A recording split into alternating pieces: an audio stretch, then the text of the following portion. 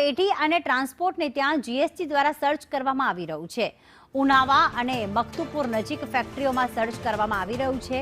ફેક્ટરીમાં સર્ચની કામગીરી મોડી રાત સુધી ચાલી તો જીએસટીના દરોડાને લઈને માર્કેટ યાર્ડમાં વેપારીઓમાં ફફડાટ વ્યાપ્યો છે। ચંદ્રેશ જાળ જોડાઈ ગયા છે। ચંદ્રેશ, કેટલા દિવસ હજી સુધી જીએસટીની કામગીરી ચાલશે? કઈ કઈ પેઢીઓ જે છે તેમાં સર્ચ ચાલી રહ્યું છે?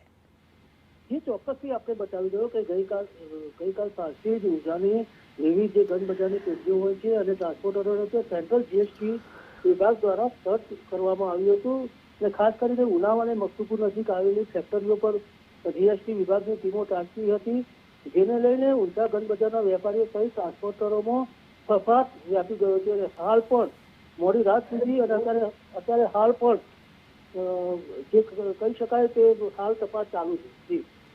આભાર તમામ વિગતો માટે।